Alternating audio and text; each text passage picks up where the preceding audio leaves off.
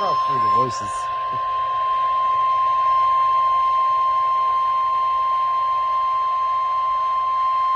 The National Weather Service in Fort Worth has issued a flash flood warning for Collin County in north central Texas, Dallas County in north central Texas, southeastern Denton County in north central Texas, northwestern Kaufman County in north central Texas, Rockwall County in north central Texas, until 2:45 p.m. Central Daylight Time. At 11:38 a.m. Central Daylight Time, Doppler radar indicated thunderstorms producing heavy rain across the warned area.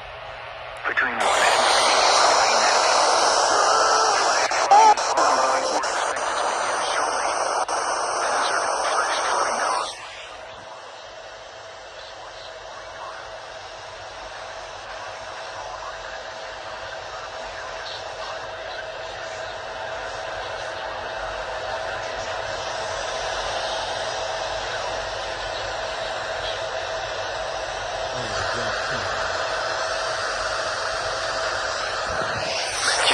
Carrollton, Frisco, Richardson, Louisville,